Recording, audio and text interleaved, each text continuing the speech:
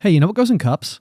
Ducks. Ducks go in cups and in popcorn buckets. And in popcorn buckets. We have our brand new Pop Pop Duck Duck. Yes, the new Pop Pop Duck Duck t-shirt is now available at carlinbrothersmercantile.com, and it is significant because if you're like a Patreon member, you've gotten your Pop Pop hoodie. You know, you've got a Pop Pop sweatshirt coming your way. Yeah. But if you're not a patron, we have had precious few merch opportunities for the little kernels. We have. It's a disservice. It is a big disservice. We've got like a single t-shirt that just has the logo on it, which is, it's a fine t-shirt. It's a fine t-shirt. But this is the Pop Pop Duck Duck t-shirt shirt. It's an excellent shirt. It is. Yeah. It features a duck coming out of a popcorn bucket. It is a green shirt. It is lovely. It is. My favorite part is the fact that the green mallard's head is filled in by the color of the green shirt. Exactly. Yeah, we saved on ink. We did. And it's environmentally friendly, maybe. Maybe. Check it out, carlinbrothersmercantile.com. The devil went down to Georgia. He was looking for a soul to steal. He was looking for a ham sandwich. Auto lock never. It's not the right number of syllables. He was looking for a soul to steal, all one syllables. A soul to steal. He was looking for a a thing. You really just need two. A pet blank rock to steal. A pet rock to have. He was looking for a rock to steal. Or he actually could be anything. Yeah, he was looking for a rock to have.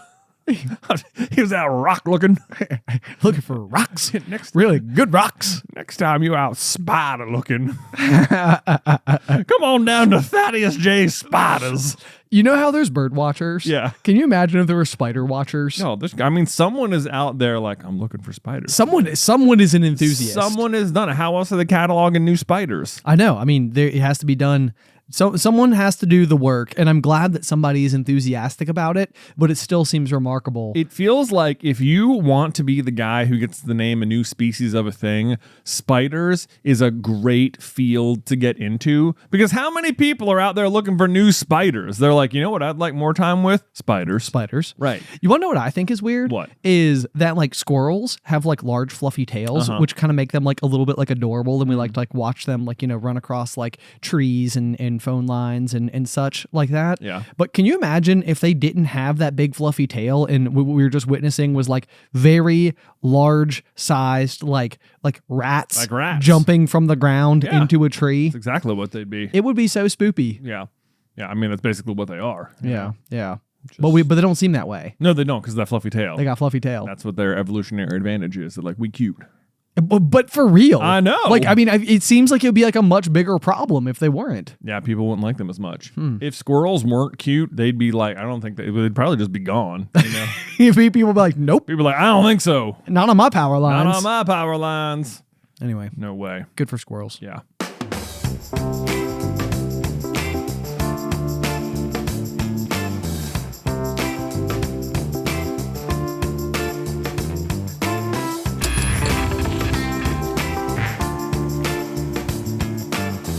What's poppin', everybody? Hello and welcome to Popcorn Culture. My name is Ben Carlin, and I am your host. Here with me today is my brother Jay, who will be in every episode. Yeah, Ben, okay, question for you. All right, answer for you. Why can't you hear a pterodactyl going to the bathroom? Because the P is silent. The P is silent. I wish it was silent in my head, but I pronounce it pterodactyl every single time. Yeah. Okay, wait, hold on. I can do it again. Are you ready? Yeah, lay it on me. Hey, Ben, why can't you hear a pterodactyl going to the bathroom? Because they've been extinct for 65 million years. Oh! Got him. Yes. That was good. Thank you. I know. I was like, my hands are tied. I know. Like, wait a minute. Is there another reason you can't hear them? Right. Turns out. Wow. Excellent. Wow. A good way to start the day. It's been a while since we had like a corny joke. I was like, we're bringing it back. It feels like today's going to be a day full of whimsy. It might be. I've got like the kind of like energy in my bones. I had to, you know how sometimes after you do something like scary, you almost feel like such a massive sense of relief that you get in this like overwhelmingly like bubbly mood. I do. Yes. I remember this happened on tour after our first show. I was like, I could like punch the sky literally right now if I wanted to, because I was so nervous. Yeah. And then it was like over and people were happy and I was like, oh, It worked. It worked. And I was, oh man, it was the best feeling ever. But this morning I had to go to the dentist. Oh, one of my least favorite appointments. I know. And honestly, I am one of those people who has like the teeth falling out dreams, which is probably because like I was in like a healthy stint of, doing like my every like, 6-month appointments or whatever. Like I was extremely regular for a very long time with going and having my teeth looked after. Yeah. And I think like the older I was getting, they would start to be like, yeah, your gums are maybe like, they could maybe use like a little bit of like work or whatever. And then I think like, we had Addie or something happened, like, something came in and I stopped going on my regular appointments and more time had passed. And I was just quietly growing more and more anxious about going back. Yeah. And then the longer it had been, the worse I didn't want to go. Exactly. You're like, there's no, at this point, like when I was going, they were like, maybe things are getting a little worse. And now it's been a long time since I went. Yes, it's like, how much worse are they going to be? I know, right? Is it going to turn out I don't even have teeth? I know. That's the thing. I'm like, they don't hurt, like, I mean, it's like, I feel okay. My body would tell me, right? Right. So like, what's the word? Did you get like, do you have like nothing but cavities and 7 root canals? Or? No, none of, I have a filling that I think I got like 15 years ago that had like a dent in it or something. And they were like, we should probably just like take that one out and put a new one in. And so I was like, okay, that sounds good. But otherwise, I mean, just basic, like went, got my x-rays and like, that was like the only like major thing. I mean, they were still like, you should floss more. And I was like, yeah, that's a good point. Yeah. I'm sure they say that to literally everyone. Literally everybody. Although I could not help but look at my, the hygienist who I was working with. I could not help but like look at her, like how perfect her teeth were. Yeah. And I was like, wow, you follow all of your advice, don't you? I mean, if you're a hygienist, I think you have to, or else like, why is someone going to listen to you? That's the thing though, is that like, look, we've talked in the past about like watching like The Bachelor or Bachelorette, like the dating shows and stuff. And invariably, like, every other season there will be somebody who is a either dentist or dental hygienist, like as one of the people. And they're always like, let me see your teeth, like open up. I want to like, how are you? And I'm like, dude, I would crap my pants like right in the moment. I'd be like, no, that's not necessary. We don't need to do that right now. You brought your kit, did you? Okay, well, right. So anyway, and now, I mean, I'm married happily, so I don't think that the day where I will be on The Bachelor will ever come up. But in the event that is ever for some bizarro reason in the pipeline, I'm gonna need like major like lead time, so I can make sure that everything is just in case. Because I feel like you could like set some terms as The Bachelor. Oh, you think you're allowed to be like, hey, like, look, I know you guys do a bunch of like night one stunts, but like seriously, no teeth things. No teeth stuff. Like no teeth stuff. That person is out. Like they are out. It just gives me the shivers. That's all. All. It's really not that I even have that like many problems. I just think I have like anxiety attached to my teeth. So were you like in the dating pool? Like, would your like whatchamacallit, like your Tinder profile be like no dental hygienists? No way. No, I don't think that would be, I don't think it would actually be like that big of an issue. I think it's something that for no reason, I think I would be like self-conscious about. I got it. You're an anti-dentite. Yeah. That's it. This is loud what's and gonna clear, bro. Yep. Wouldn't it be hysterical if like 97% of the little colonels out there are like begrudgingly accepting the title of little colonel because they're like, we never eat popcorn, it's stuck in your teeth for eternity. Oh no one's like that. Everyone loves popcorn. It's like nature's perfect snack. It really except is. For how it gets stuck in your teeth. Except for that part. Yeah. But in all other ways, completely faultless. I've been having not like sometimes like in the last 6 months, this has happened to me twice, where something like what feels like must be microscopic will get stuck between like 2 of my molars, and like a day later it'll be like, why does it hurt so bad? And I'm like, oh my gosh, I've got a massive cavity. It's terrible. What do I do? I'm gonna have to go to the dentist. They're gonna give me bad news. I hate it. And then I'll just go like floss twice, and it'll like resolve itself over the next 24 hours. Like the soreness will just go down and be like, oh man, I don't even know what it was. It was so small, but it's just creating just enough like wedge. Yes, dude, this exact thing happened to me once with a peppercorn. Oh, and yeah, I feel like we had like one of these like salamis that comes like coated. You know, like the exterior is all like peppers and stuff. Not peppers like the like bell peppers, not like bell peppers, like salt and pepper, like salt and pepper. Yeah. And yeah, I remember the exact same thing for days. I was like, man, my tooth is like just kind of hurting a little bit. And then I think I was in the office and I like started like coughing because all of a sudden I got like injected with this huge pepper flavor. And I was like, it's been like 3 days. Oh gosh. Like, how was it in there still? I was like, I've brushed my teeth like 7 times since then. Wow. Yeah. Yeah. Mouths are weird. Mouths are weird. Mouths are weird sometimes. Yeah. So anyway, but I feel like all of that to say I'm in a giddy mood because I woke up this morning and it was like Alice kept being like, "Are you okay? Are you nervous?" And I was like, I'm fine. No big deal. Why would I be worried? Why are you asking? I'm like, Allie, why would I be worried? He's like, it's just you've just been brushing your teeth for like 30 minutes, so I don't know. It's like there's no toothpaste left. Yeah. Yeah. So anyway, I went in though, and it was kind of like one of those things where like I sat in the chair, and she was like, what do you do for work? And I was like, I don't want to tell you because I don't want you to be able to find me. Nothing. Yeah. So I don't know. I got through, and I mean, it wasn't like there was no work to be done. Like I had to have like a follow-up appointment or whatever, but it was still kind of like, okay, good to know my face isn't about to like fall off of itself. Right. So yeah, all right. Well, good stuff. That's all. So I'm in a great mood. You did it. You conquered your fear. Yes, indeed. Yes, indeed. So how's your day been? It's Monday. It's Monday. It's there's that. Not always the best day of the week, but I would say honestly going pretty good. Really, I had a very very good weekend. You did. What'd you do? Like all sorts of stuff, man. All sorts of stuff.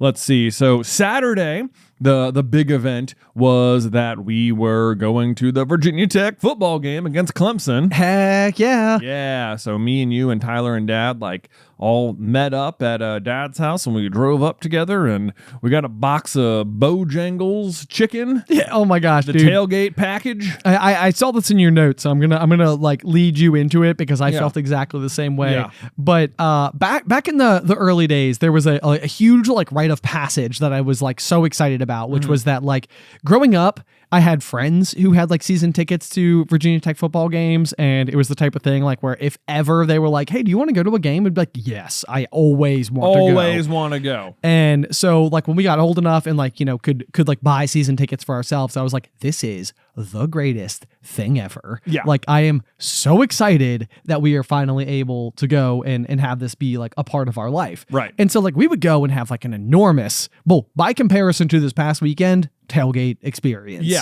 Well, like, because yes, exactly what I was like. So this past weekend, we stopped at Bojangles. We got like the 20-piece meal for like the 4 of us or whatever. Right. Yeah. Way too much food for 4 people. Yeah. Way too much food for 4 people. But, it comes with a couple of half gallons of sweet tea, and we had some beers on the ready, and we were literally tailgating. Like we set all the stuff on the tailgate of your truck, and that was our table, and we just stood in like a semicircle and enjoyed the food and talked about, college sports and stuff. Yes. So it was, still a very good tailgate. But I was thinking back to it, and I was like, boy, like, we used to go, like, I was trying to think, like, I was thinking back and I was like, well, there was only 4 of us. But then I was thinking back to when we used to go tailgating for the season tickets or whatever. And I was like, well, but like, how many people were there then? I was like, it was still just me and Beth and Ben and the Gob. The guest of Ben. And then our friends Ross and Emily. I was like, so there's only really 6 of us then, right? I was like, were there other people? I was like, no, it was 6 of us. There was only 6 of us. And like for the 6 of us, we would have like a pop-up tent and cornhole boards and a grill, and you would bring a generator, and Ross and Emily would bring some sort of like potluck dish, and Beth would normally prepare some kind of appetizer, and you would normally have some kind of appetizer, and then we'd get there and we would cook wings, and we would set up tables, and like we would have beers and orange juice and maybe some kind of like spirits or something. And it was like there's like we went so like we could have hosted like 20 people at any given tailgate easily. And what ended up happening was that we would just have the 6 of us just like having the best time. Yes. Because it was like, yeah, we have all of this. It's like it was so. And then I was just thinking yesterday, I was like, man, we used to go really, really hard for the tailgating. Not that there weren't like more impressive ones or anything. And it's like, but like, and then that's the thing. Like I would, you'd walk around and you'd feel like, man, we're not even like, we're barely even trying over here. Some of these people got like satellites on the top of their car. Yeah, like TVs and all sorts of like crazy stuff. They got 3 tents set up. They got 15 people around that car or whatever. Right. And it was always like, well, but like, we're doing pretty good. We got like, I think it's a serviceable tailgate, nothing to scoff at or anything. But now I'm looking back, I was like, those were awesome tailgates. I think there was more than one occasion where I would put my actual, like, not even like a tailgate grill, like my actual physical grill. I would like strap into the back of the truck and like bring with me with a full blown propane tank and everything. Yeah. Goodness gracious. Yeah. Yeah. We would go so aggressively hard. So all week last week, I felt like every single day was one of those days where it was like had my work day and like after work plans. And so it was kind of like day after day after day after day after day. I kept being like,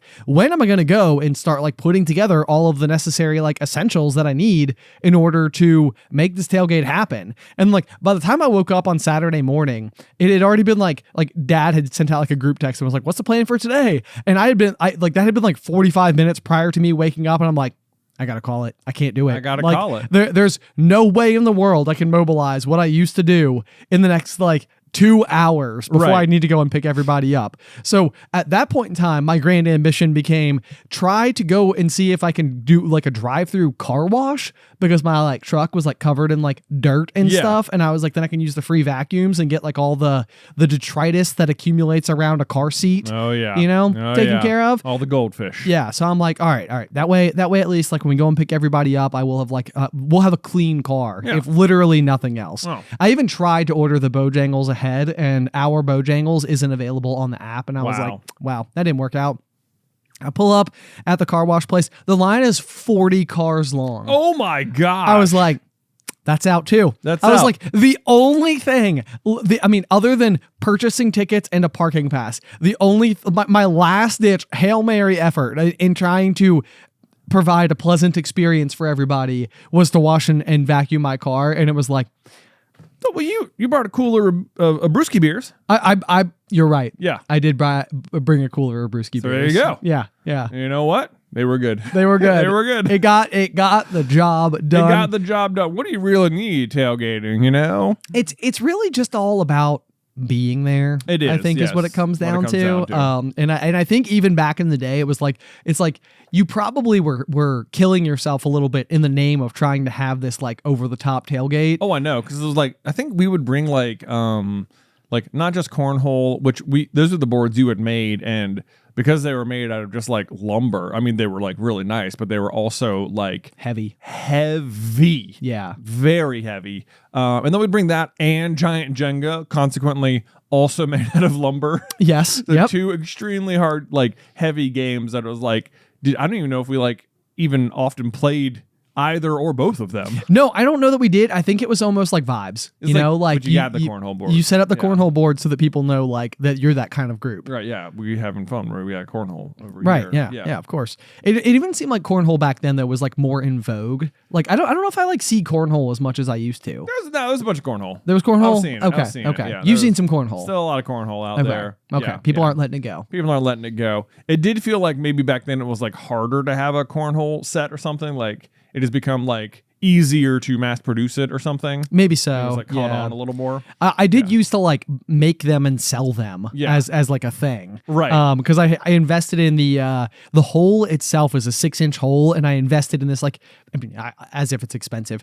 It's about like a $50 drill bit, but it is a whole saw, and that is what cuts that perfect circle to 6 inches. Right. And it was kind of like once I did that, I was like, well, now I'm pot invested. I may as well just buy like 50 sheets of plywood and keep going. Yeah, just keep cranking. It is like it is a thing that it's like you will probably never use that attachment for anything else. No, I don't think I will. No. Yeah, that was a one-time. One application use is cornholing. Yeah. Yeah. But I overall so if you're following along with the Hokies, which why wouldn't you be? Naturally, everybody who listens to the pop has been become invested. Naturally, everyone who listens is all up to date on the 5-5 Hokies, who lost to Clemson last weekend.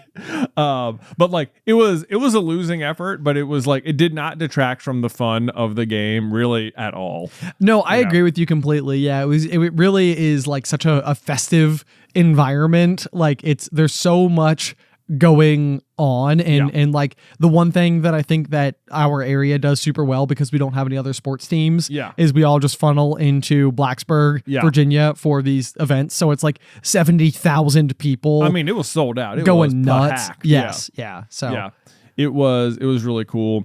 At one point during so let me just tell you, this was also a new part of the experience for me, was that being on the college campus and just walking around, the mustache, very popular. It was. Campus. I was getting a lot of compliments. People were like, dude, great mustache. Great mustache. Love great it. mustache. Yeah. That was very fun. So that was good. In fact, even when we were just like watching the game, there was another patron, another Hokie fan, as it were, like a few rows in front of us, like down to the left, and he meanders his way over, and he like makes eye contact with me, and he's got his phone in his hand. He's like, "Can we take a picture?" And he like points to his mustache, and I was like, "Oh, I got it." Oh, that's like, I know, it was so good. It was like, you're part of like an exclusive club now. It was like the Jeep wave, you know? Yeah, that's exactly it. Yeah, it was like, oh, we're people with mustaches. Yes. And so we took the mustache picture, and that was really fun. And then I thought that was like sort of the end of it.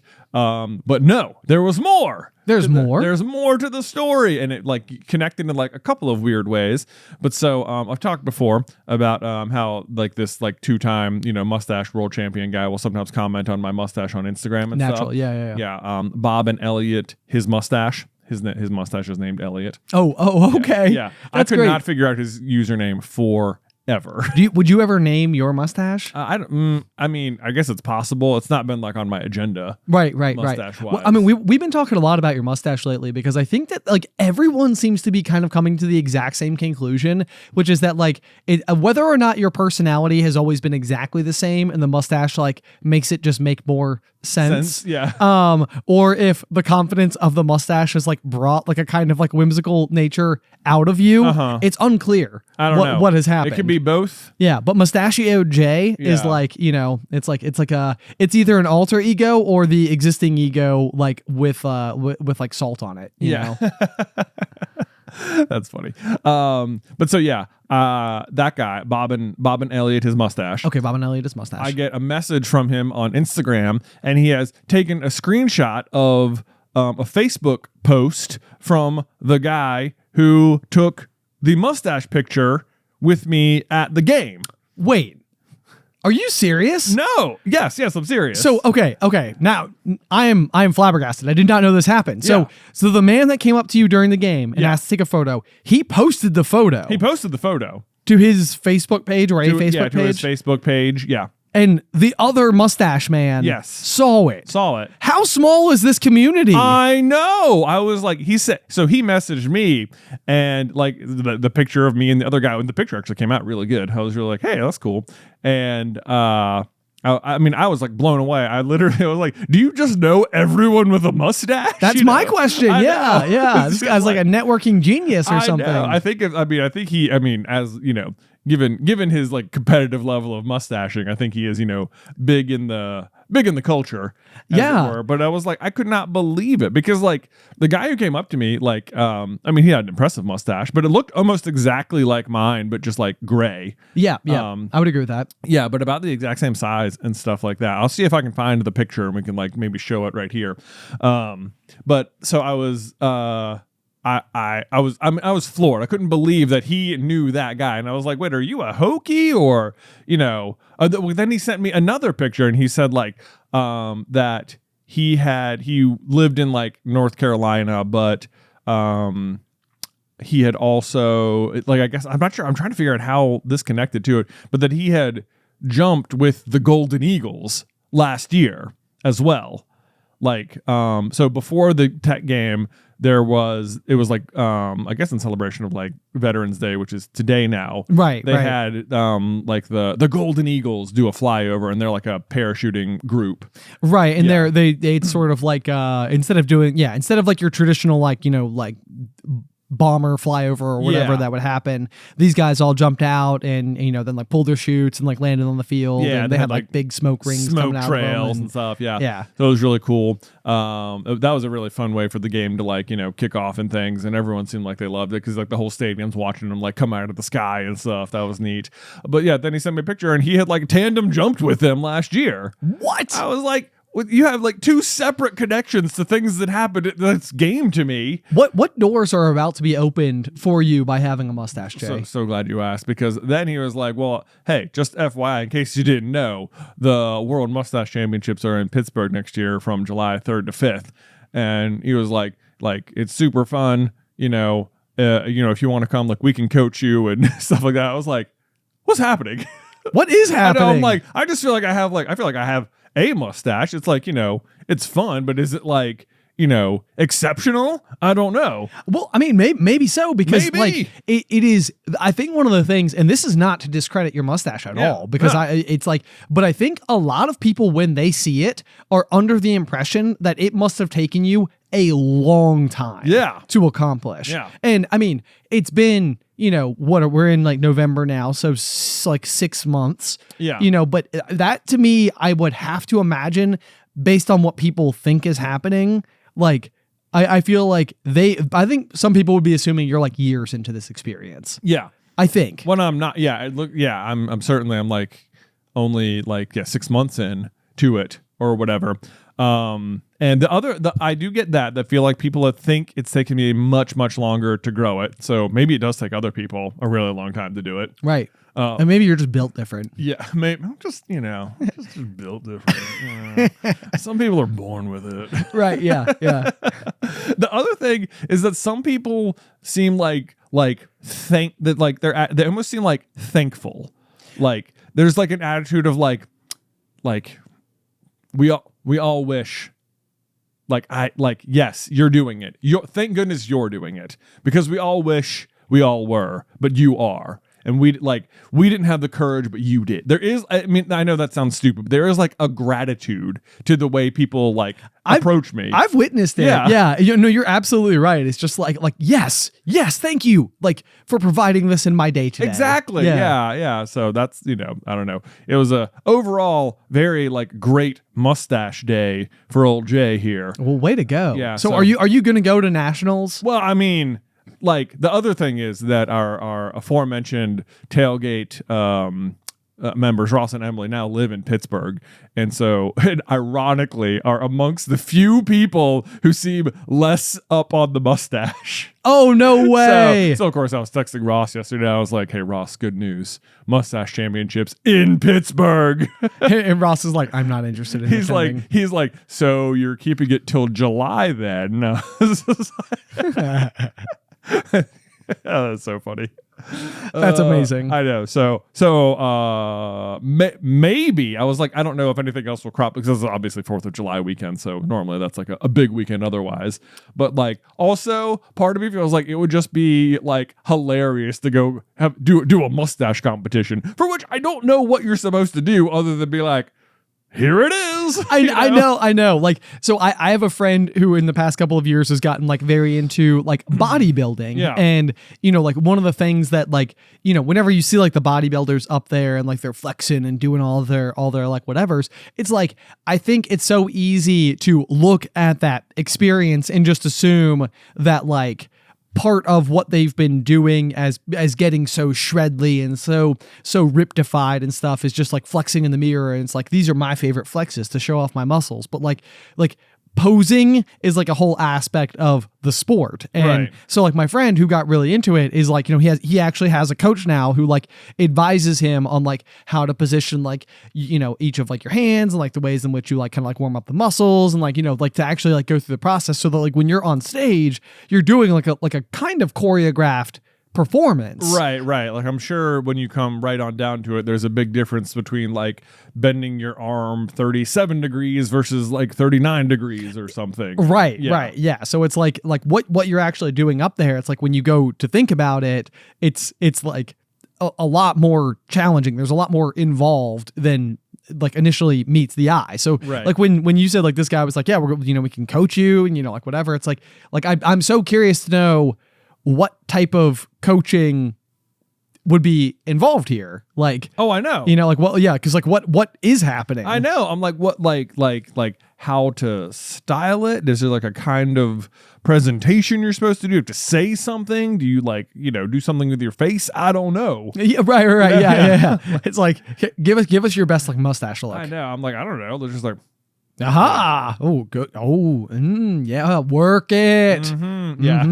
I have no idea. Yep. So, but it is on my radar as like it feels like it would be a fun life experience to have. Yes. Because then you could tell people like, I competed in nationals at mustache. So right. That's I mean, it's like an immediate defense, like to where if, like anybody who's like, it's like, I'm not sure if I'm up on the mustache. It's like what? It is decidedly that is objectively cool. So your subjective opinion you can keep to yourself. I know. Can you imagine? Like imagine like winning something too. Right. Be like I'm have whatever opinion you want, but to the greater world, this is a literal award-winning mustache. Right. Okay? Peer reviewed. Peer reviewed, judged in front of a national competition. Yeah. So I have no idea. I think it would. I think it would be fun. Like part of me is like, it's July 4th, so that's like a trickier weekend. Maybe not. It's just what we do. Right. And the last time I was in Pittsburgh for a different ridiculous, competition, I had a lot of fun. So. Yeah, Pokemon Regionals. Yeah, Pokemon Regionals. Great time. Plus, if I remember correctly, you also ate a steak and a sandwich. Yeah, I had a very good steak and had an extremely good sandwich, which that was fun. And you love Pittsburgh. I mean, maybe. That said, the Pittsburgh Steelers did beat the Washington Commanders by a single point this past weekend. So close. But I'll tell you what. The Commanders have 2 losses now to the Ravens and the Steelers, so screw the AFC North. But it has felt like having those losses this year feels so much better than the traditional Commanders loss, which is like they are like losing in winning fashion, if that makes sense. It makes sense. They are dead close games. It was clearly anybody's game. It feels very much like if the two teams played each other, they'd each win 5. Maybe with the Ravens, they'd win like 7 because they're really good. They are really good. Yeah. But yeah, it's like you lost, but like you're not in like doubt. Like, oh no, we're going downhill. Like anyone watching that game would be like, that could have gone either way. It could have. It could have gone either way. No one's worried about the Commanders. They're still doing great. And it's like when you have like it also feels like when you have like a good winning record, it's like, well, you're not going to win them all. That's the other thing. It's like how many teams have ever been undefeated getting to the Super Bowl? Like literally one. And they didn't win. Well, no, sorry. 2 teams have been undefeated going into the Super Bowl. One of those 2 teams won the Super Bowl. Which one is that? Which was the Miami Dolphins with Dan Marino. Oh, okay. Yeah, and then Tom Brady made it to the Super Bowl undefeated and then lost to the Giants. Yeah. That's your history lesson. That's your history lesson for undefeated teams in the Super Bowl. There you go. Yeah. Everybody was like dying to know. It's like, how did this great mustache conversation turn into a sports conversation?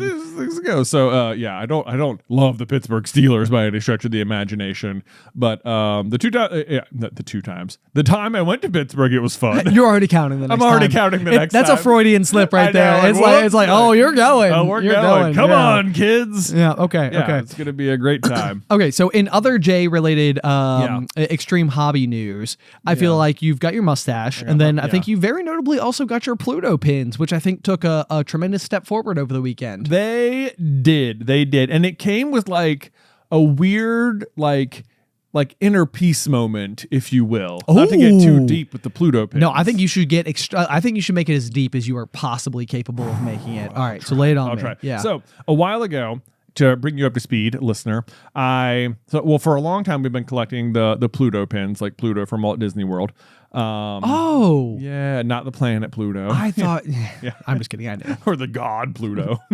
There's a huge pin collection out there. Pluto, the dog, pins. And like I started out and we went to Disney when we first did it. We had this tiny little pin board, and I thought it would take years to fill up that tiny little pin board, but I was wrong. Yeah. Like I underestimated how big a haul I might get from the very next trip to Disney, which quickly outpaced that board, and I had to upgrade. And then I was like, okay, now we have enough space. It'll probably be a while. Wrong again. quickly outgrew that board. Got a bigger one shaped like Mickey Mouse now. And again, filled it up. And that was like, we came back from tour and me and you had gone to Disneyland, and that one day generated like 13 new pins. So I had like 13 pins. I had nowhere to put them. Jay, I think you are like effortlessly too good at your hobbies. Well, I mean, it's not that I put zero effort into it. I mean, now that you're putting zero effort into it, but I mean, it just seems like what you've done is like you focused on like a couple of things over the past couple of years, and both of them are going exceedingly well. Well, thank you so much. Thank you so much. I'm so excited for January when we go to see what else I could gather up. Jay's like, what else can I do? What else can I do? Let's bring go. him in, bring him in. I know. It is such a new fun part of the experience of going to Disney World is the Pluto Pins. But so I had an idea because I was like, I need another new board to go here, but I've run out of like whimsical Disney shapes that are going to fit in this wall space.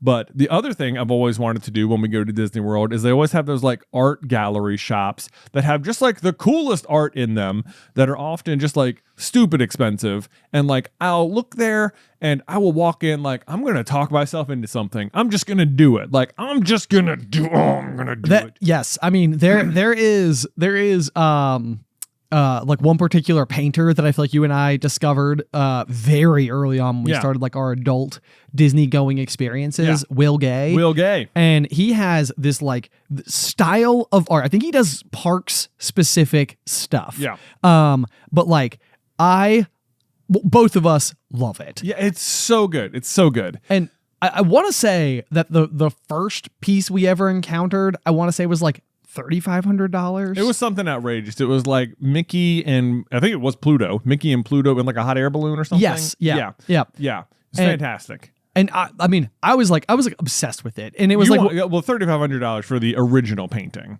For the one that the he original, did. Yeah, the original. There's like prints you can get. Right. And it was like one of those things where it was like, I mean, that is like a huge amount of money. Yeah. And but I mean, it's like I was like looking at it and I was like, you know, like I can't. Like, right. It would be like I can't. And it's like, you know, you walked away from it, and then as time has gone on, I feel like every other piece of Disney art that I have subsequently found has gone up in price by such drastic margins, like that.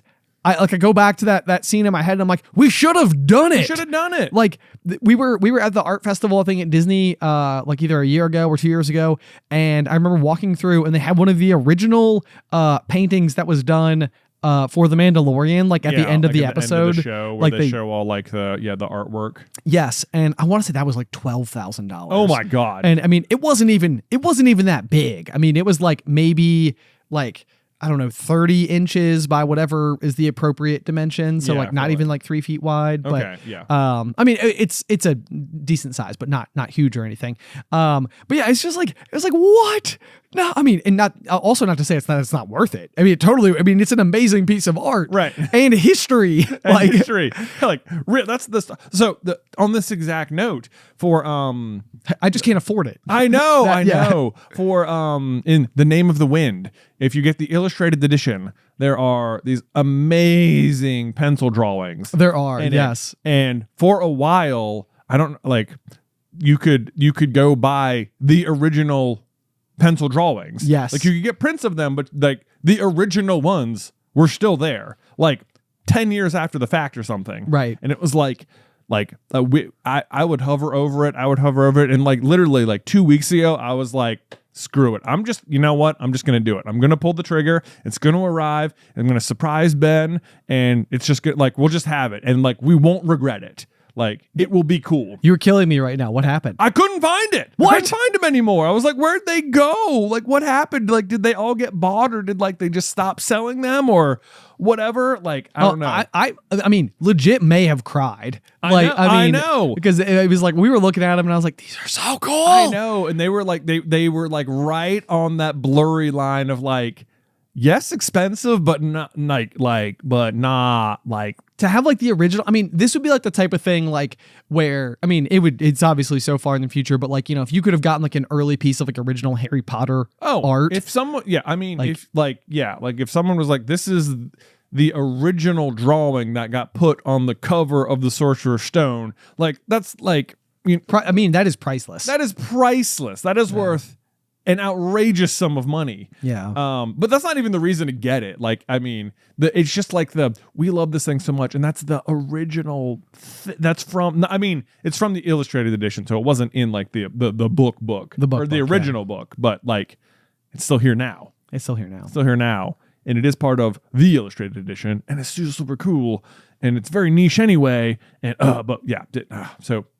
If and we can find it again. Maybe so. Yeah. Maybe we hover on that shopping cart Maybe we hover button. on that shopping cart button. Yeah. But so anyway, all of that to say that whenever I go in those Disney shops, like I really want, I'm always like, I'm going to find, like, I'm really hoping I'm going to find like just the right one. That's like, it is like something I'm interested in, and it's not like too gaudy or tacky. It is like what it is appealing to me, and for some reason the price is like within reason. Yes, yeah. Like, and I'm always like, that's gonna happen this time for sure, and it just never does.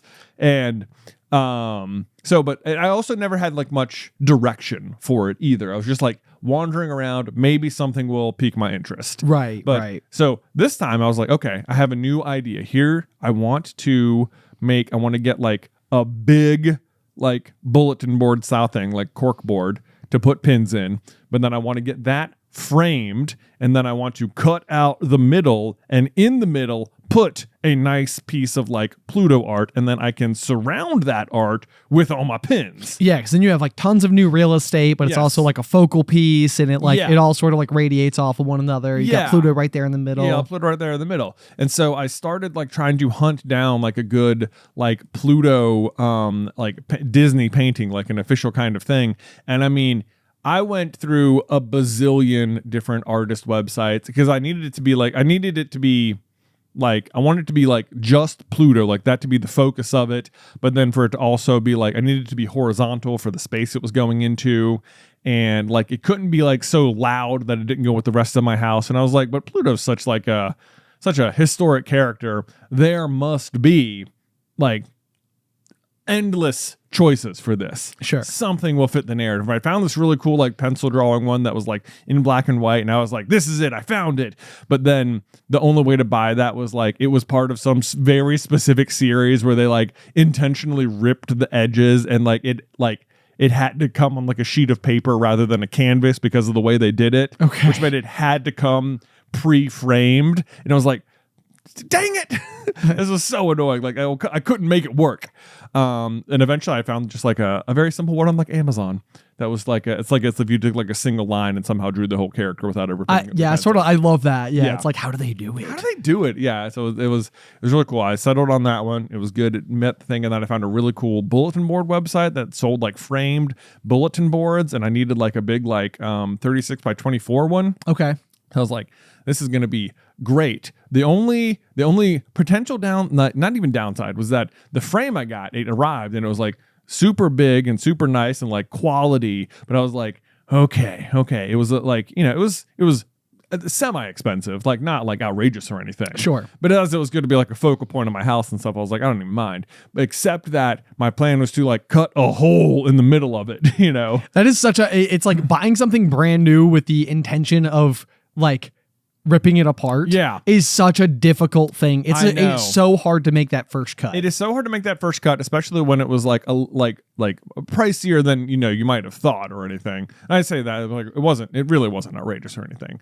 But I was laboring over this because I've had this idea in my head for like 2 months, and like finally I found the art, I found the frame, I got it in the house, and it was like, I have the time to do it. Okay. And I had the Commanders game in the background. I probably spent an hour like doing measurements, trying to figure out the exact center spot on the board where it needs to go, because then it's like on canvas. So it's like the corner kind of like might have that weird like roundy kind of edge that is like, oh, is it going to look weird right here or something? And I finally like drew it all out, and like Beth was taking a nap, and I was like, hey, you got to get up before the kids get up because I needed to hold the straight edge. I'm going to make the cuts. Okay. Like I only get one shot, I can't mess it up. And I like, she gets, we're doing it. We go all the way around it. We've like stayed perfectly on the lines, and I go to like peel out the center, and what actually comes up is like the top layer of the cork board, which is like, it's not like cork all the way through. It's like a very thin layer of cork, like maybe like 2 millimeters thick or something. Oh, wow. So, and the behind that is kind of like, I don't even know how to describe it other than like maybe like super like thick cardboard or something. Okay. Like really compressed. It could be like MDF. Maybe. Yeah. Yeah, I don't know what that is, but yeah, it's like a particulate. It's almost like if you took like powder and made it into like a really, I don't know. Yeah, go ahead. I don't know. It doesn't matter. Yeah, maybe that was it. Maybe it was something like that. But it was the kind of thing where it was like that. I peeled that away, and I hadn't made a layer or anything that I could like nest the art in at all. Okay. And I was like, okay, so can I cut this part deeper now? But the answer ended up being like, no, I can't, because this thing is just glued in every way to the piece of wood on the back of the whole thing. Okay. And so it was like, this isn't coming up at all. And then it was like, and then Beth was like, well, can we just, hang the print on the bulletin board, basically? Right. I was like, well, I guess we're going to have to, because there's no way around it now. Right. Okay. Like, okay. I see. So instead of it being like inset, So it's instead just of going to being- be like physically like on top. Right. So instead of being like nested into it, it's just sort of like it's just pressed up against it, like fastened to like a bulletin board or whatever. And I was like, well, like, that's what we're going to have to do. But then we do that, and, we hold it up, and I was like, this actually just looks fine, Like I sent you a picture, Oh, like, yeah. I yeah. had no idea that exactly. this happened. Yeah. Like you wouldn't know that wasn't the intended outcome or anything. Right. But so I was like, okay, yeah. And then I was very happy with how it looked. And, we'd done such a good job measuring that you couldn't see any of the part that we'd cut out. Okay. Even though now in the dead center of this board is just a large, empty rectangle. Okay. Was it so- hard to push the pins in? No. No. Like, okay. Because I would have thought like you would need cork all the way for that ease of like. Yeah, no, it was still fine to push them in. Okay. Yep. But so then I was sort of met with this like weird, like, so we put the board in the middle of the frame. We hung the frame on the wall. We got all the pins out, and we like put them all up there. And it was, it looks great. I'm so happy with how it came out. I'm in love with it. I just love it. It's this huge, big new feature, and I feel like I had an idea and we executed it, and it was great. Oh, the best feeling. Such a good feeling. Yes. And I'm like, and there's plenty of room to like add a ton more. Although I'm like, but part of me is like, but it's still like we could still fill it up, Right. I know. That know. was what I thought when you sent it to me. I was like, oh, geez. Well, we intentionally spaced them out more so that it would look more full. Oh, okay. Yeah, okay. But you could definitely like, nudge them all around a ton to give yourself a lot more real estate. Okay. But but then I was like thinking about it afterwards, and I was like, well, you know what? Like if I'd known I wasn't going to be able to cut all the way back and we were just going to hang it on the board, like I wish I just hadn't cut it at all, Sure. because yeah. then like, I could maybe, if we did get too many pins, that I could get like a smaller piece of art to put in the middle, or I could just take the art off altogether and it could just be the pins or Right. whatever. Yep. And I was like starting to feel bad about that, like just like frustrated. And it's like one of those things where like, I know what's behind the print. I know there's a giant mistake being hidden behind the print. Right. And it's like, but I'm also like, but I look at you can't see it. You can't see it, and no one is going to know that, and it doesn't matter. And then I was thinking, I was like, and really, this was like, no, yes, if you had not cut it, those options would be available to you. But this was the vision. This was the intent. Right. Like you have accomplished what you set out to do, and it's fine, And then it was like, and here's the other thing. The other thing was that if we had gotten it and I had like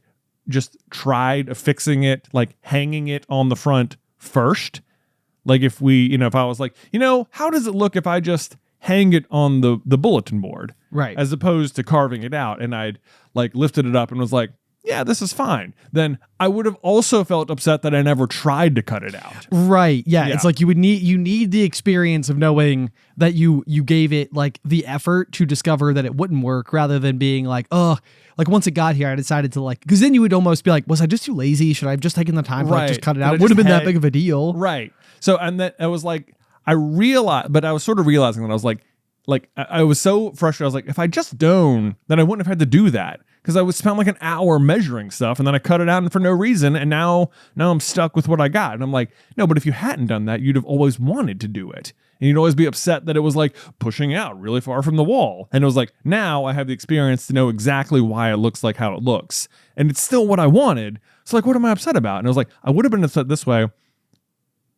And now I have that exact result and I like it. So like, there's no, I don't know. It was very like it like resolved itself in my brain that like, it doesn't really matter. Like, could there have been some advantages if I had not cut it? Yes, but there would have been this other massive downside. And honestly, I wouldn't have wanted to take advantage of those advantages because this is what I wanted. Right.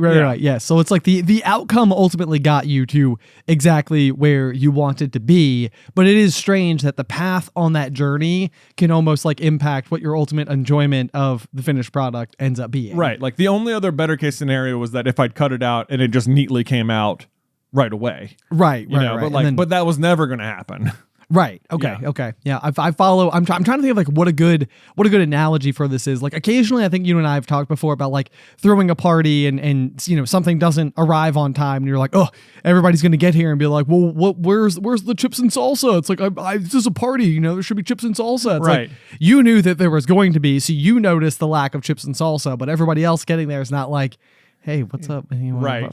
Why is your star attraction that you were so excited to share with everybody not here? I can tell something's missing. I can tell something missing. And like, you're like, I feel like I've been to parties like that where like the host will be like, I'm so sorry. Like I ordered chips and salsa and they're not here. And you're like, whatever. It did not occur to me anything was gone. Right. Yeah. Yeah. But you, the party thrower, is like my X factor. Chips and salsa. Everybody was going to want it. It was going to be a huge hit. It was going to be a huge hit. This whole party. It was like, it was part of the reason I didn't even want to throw the party. I was like, oh, I know. Just whatever. It's like, everyone's having a good time, dude. It's cool. It's fine. We're good. Yeah. People are having a great time. So anyway, yeah, the Pluto bulletin board is up. The pins are on it. I love it. And yeah, good project for the weekend accomplished. I love it. Yeah, thank you. I love it. Yeah, that's so well done. I'm literally like, as I've been sitting here and as you were talking, I was like just in awe of the way in which you hobby. Like, because I'm like, I am not sure that I have any hobbies that I am currently doing a good job of giving their proper attention to. Oh. And I'm like, in the meantime, I'm like, yeah, Jay has gone to like regional tournaments for Pokemon and has like a massive collection of cards, and he's being recruited by mustachioed wizards of the world over. I wouldn't even have thought of a mustache as a hobby, but maybe it's more of a hobby than I realized. I think it is. Yeah. I think it is. And then you've got these Pluto pins from all over. Yep. I mean, you're killing it. Well, I had gardening stuff this weekend too. Well, lay it on me. No, here we go. What happened with the garden? Huge update? I mean a little bit. I didn't get a flamethrower, if you're wondering. People were. They were. Yeah. I mean, no, sadly, a big curiosity there. I don't know if I mentioned. I don't know if we I think it was on after the final pop that I did not get a flamethrower. But what I did get was a metal rake. Oh yeah, I know, spicy. Dang. Spicy. So yeah, really, expanding the tool shed over there, aren't you? I was very excited about the metal rake. Yeah, I mean, as you should be. I know. I got to the checkout counter and I was like, I put it up there. The lady behind the counter was like, "Oh, this is a good rake," and I was like, "I know, I'm pretty great at it." She's like, "I'm a bit of a gardening gearhead," and I was like, "It's so great when you get a new thing for your collection." She's, No. Did we just become best friends? Basically. She's like, well, you're going to love this rake. And I was like, yeah, I think I am. And it did exactly what it needed to do. It was basically just clear out the weeds in the area where I was going to plant some garlic. Amazing. Yeah. So the garlic is a plant that you actually typically plant in like October and November. And then it's ready by like July. Okay. Or so.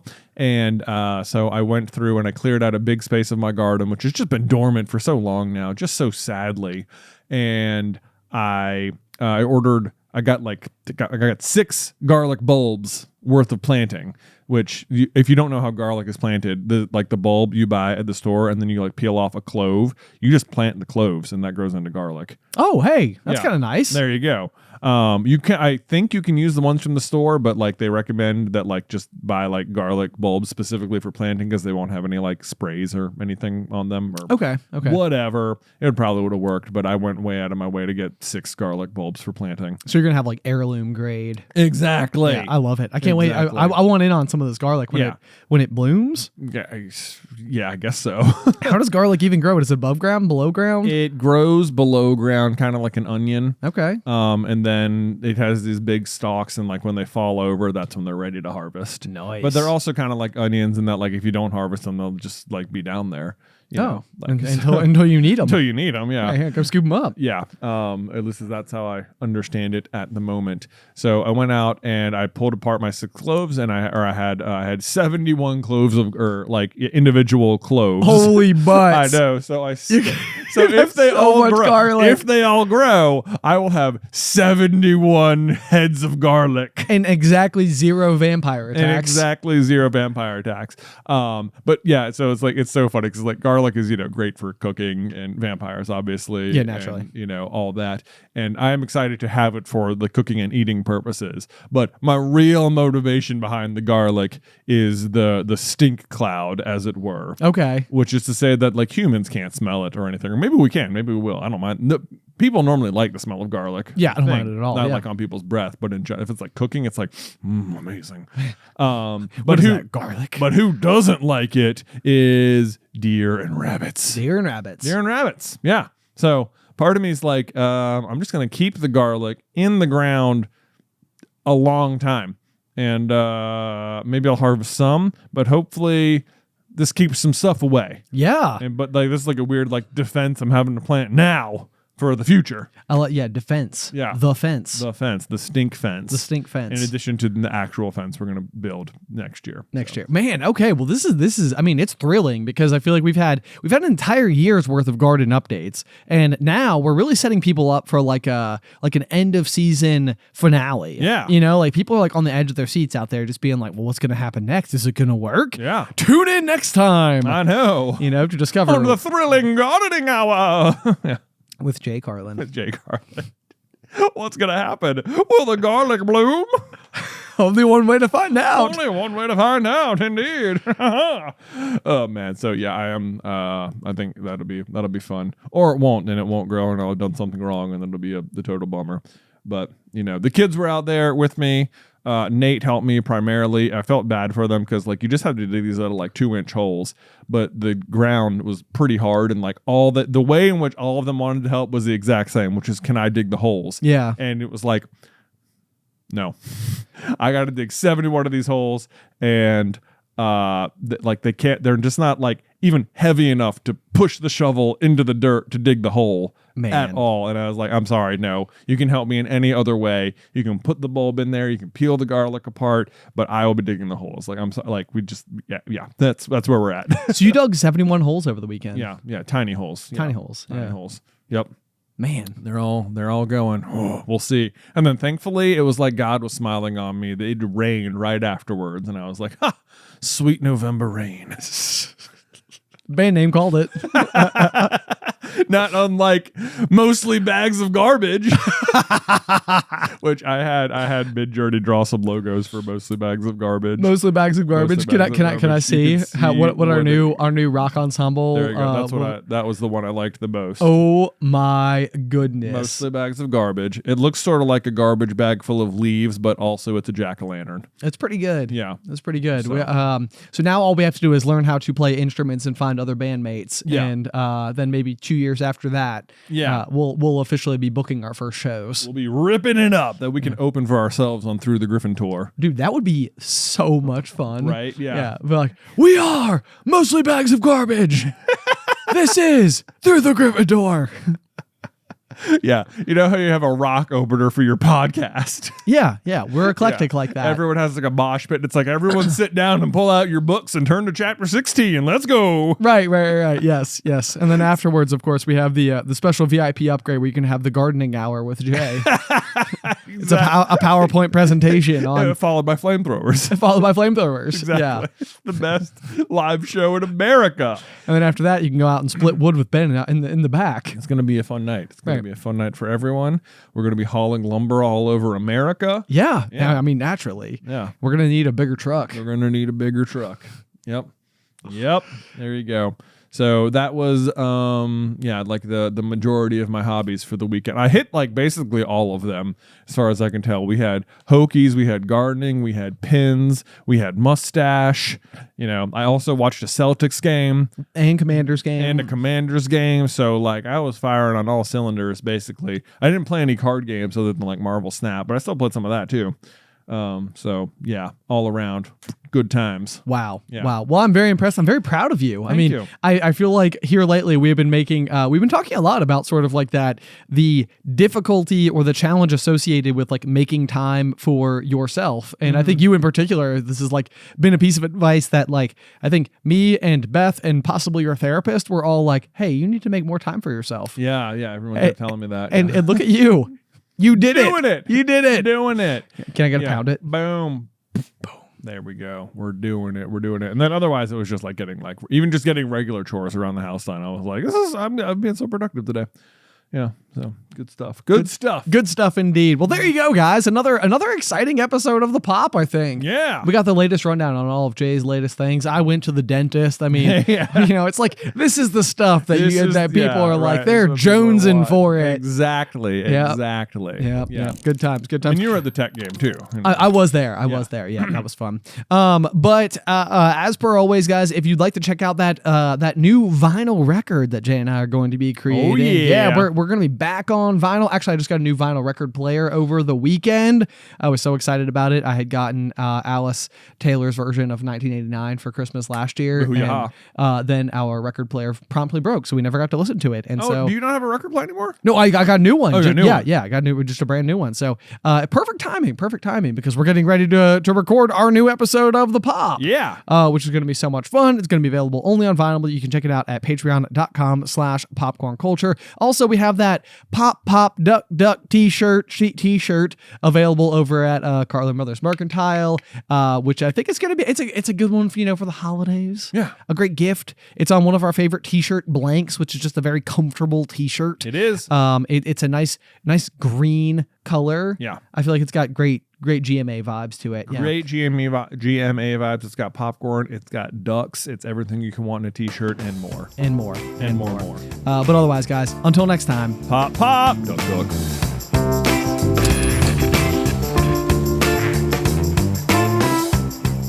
Today's episode was edited by Isybelle Christley. Vaishon Brandon does our art. Catherine Stein is our production manager, and the show is hosted by me and Jonathan Carlin.